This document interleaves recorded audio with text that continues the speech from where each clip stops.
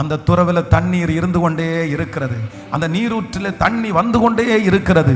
இந்த 100 நாளையில கர்த்தர் உங்களுக்காக ஒரு நீரூற்றை கர்த்தர் கட்டளையிட போகிறார். உங்களுக்காக ஒரு நீரூற்று திறக்க போகிறது. இதுவரையிலும் எடுக்க எடுக்க குறைந்து போன உங்க வாழ்க்கையில, இதுவரைக்கும் எடுக்க எடுக்க ஒன்றுமே இல்லாம விரக்தியை பார்த்த உங்களுடைய வாழ்க்கையில, வெறுமையை பார்த்த உங்களுடைய கை, இந்த ஜெபத்திற்கு பிற்பாடு இது தீர்க்க தரிசனமான வார்த்தை.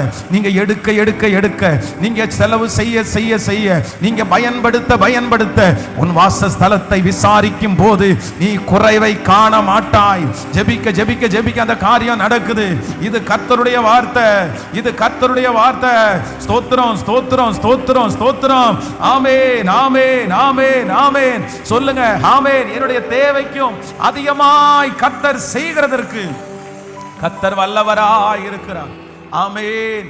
இந்த ஆகார் இந்த பாரான் வனாந்தரத்தில் போகும்போது அவங்க நினைச்சது என்ன அப்படின்னா, இந்த துருத்தி அளவுக்கு தண்ணி கிடைச்சா போதும், இந்த துருத்தி அளவு தண்ணி கிடைச்சா போதும், நான் இந்த வனாந்தரத்தை தாண்டிடுவேன்.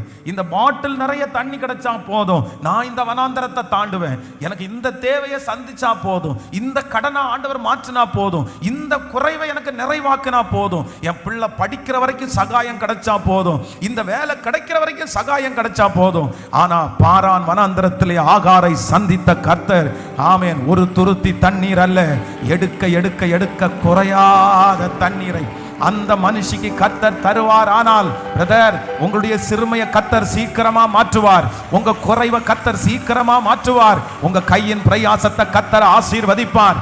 உங்களுக்கு கர்த்தர் ஒரு துறவை, உங்களுக்கு கண்டிப்பா ஒரு நீரூற்ற ஆண்டவர் திறப்பார். அவர் எனக்காக நீரூற்றை திறக்குகிற கர்த்தர். ஹல்லேலூயா.